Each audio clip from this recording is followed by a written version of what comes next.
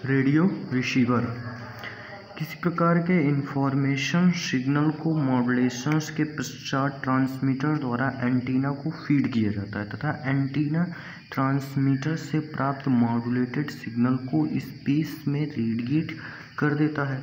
Space से modulated wave को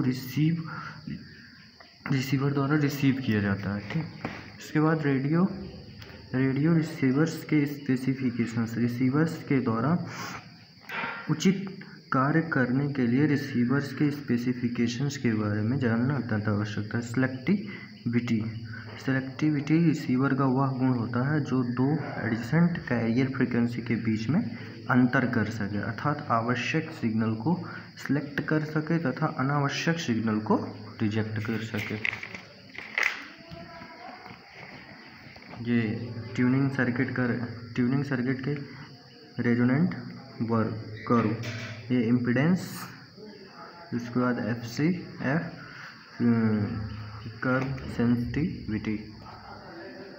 sensitivity receiver का वह गुण होता है जो कमज़ोर से कमज़ोर सिग्नल को डिटेक्ट कर लेता है, अर्थात रिसीवर के इनपुट पर आने वाले कमज़ोर से कमज़ोर सिग्नल से रिसीवर से एक स्टैंडर्ड आउटपुट या निर्धारित आउटपुट में प्राप्त होता है। ये दिस इज द फिगर।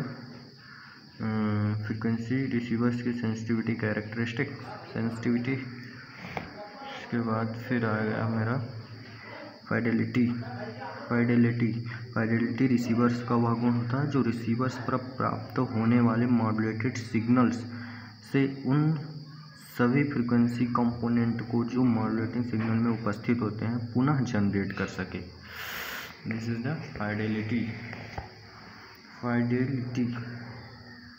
इसके बाद रिसीवर्स के नॉइज़ फिगर को जानने से पूर्व हमें पहले रिसीवर्स के सिग्नल ट्यूनिंग नॉइज़ रेशियो को जानना भी अत्यंत आवश्यक है। सिग्नल टू नॉइज़ रेशियो जो होता है वो सिग्नल्स पावर होता है अपॉन नॉइज़ पावर होता है। किसी रिसीवर्स के input signal to noise power तथा output signal to noise power के रेशियो को नॉइज़ फिगर कहते हैं। नॉइज़ फिगर जो होता है signal to noise ratio input होता है, signal to noise ratio output होता है। इमेज फ्रीक्वेंसी रिजेक्शन रिसीवर द्वारा इमेज फ्रीक्वेंसी को रिजेक्ट करने की क्षमता को इमेज फ्रीक्वेंसी रिजेक्शंस कहते हैं। उसके बाद आया फिर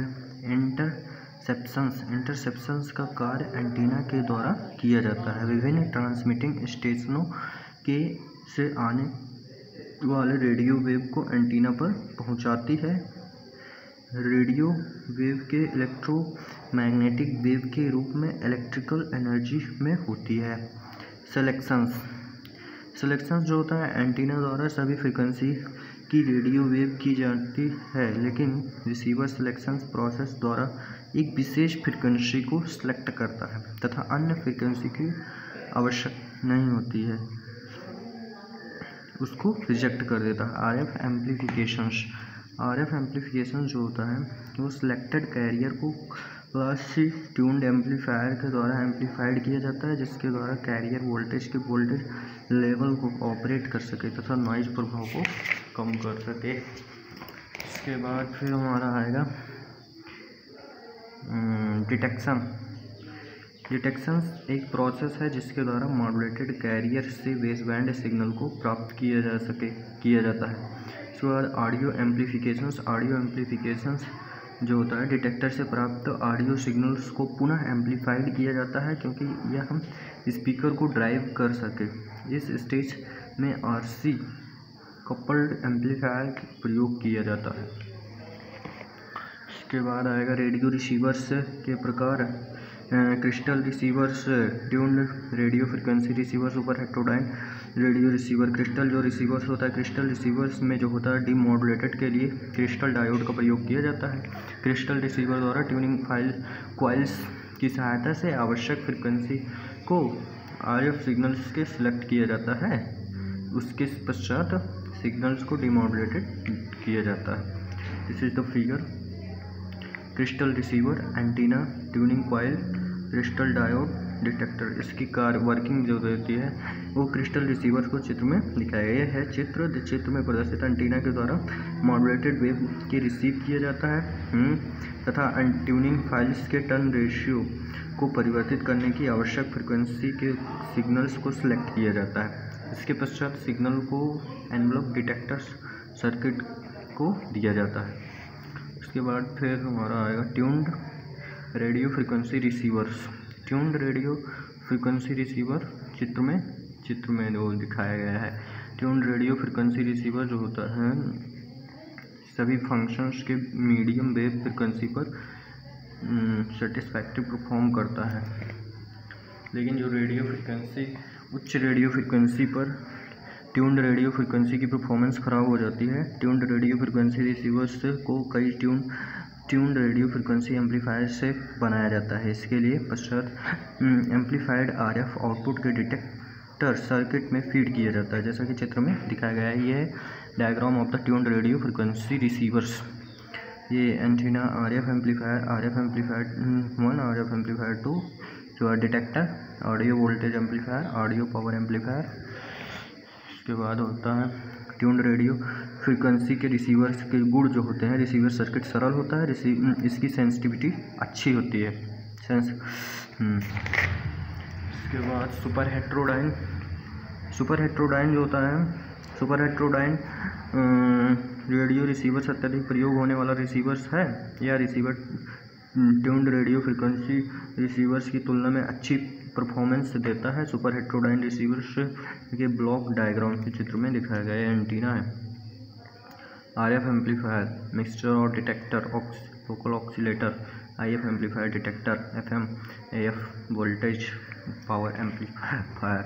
सुपर हेट्रोडाइन रेडियो रिसीवर्स का मुख्य लाभ है कि यह प्रत्येक आने वाली रेडियो फ्रीक्वेंसी को एक इंटरमीडिएट फ्रीक्वेंसी में परिवर्तित करता है।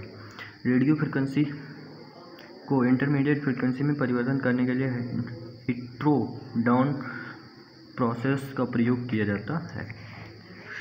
F0 जो होता है FDS, FI, F0, FO जो होता है लोकल ऑक्सीलेटर फ्रीक्वेंसी, FDS जो होता है डिजायर्ड सिग्नल फ्रीक्वेंसी होता है, FI जो होता है इंटरमीडिएट फ्रीक्वेंसी होता है।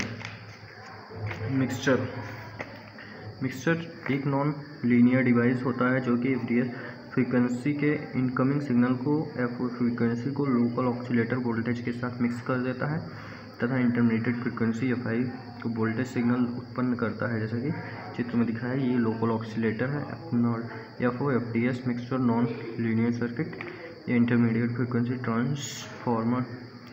इसके बाद ये ट्यून्ड सर्किट हो गया, एम्पलीफायर, लोकल ऑक्सीलेटर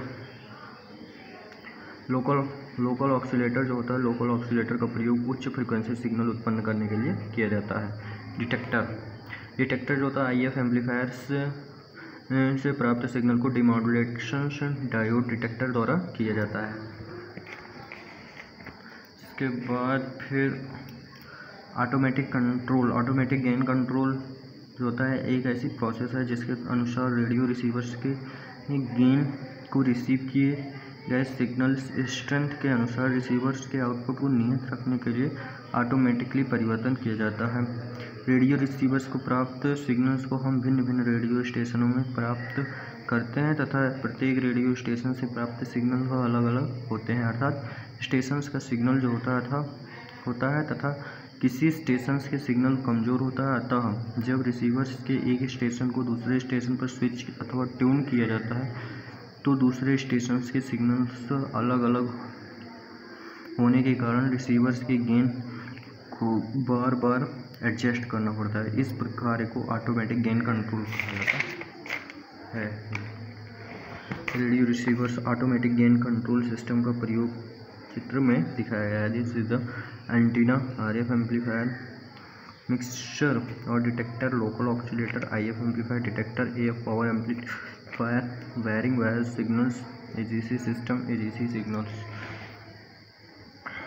हमारा आ गया एफएम रिसीवर्स। एफएम रिसीवर्स जो होता है, एफएम रिसीवर्स के ब्लॉक डायग्राम चित्र में प्रदर्शित किया है। चित्र में स्पष्ट एफएम रिसीवर्स भी एक सुपर हेट्रोडाइन रेडियो रिसीवर्स होता है जो कि एएम रिसीवर से निम्न प्रकार भिन्न है।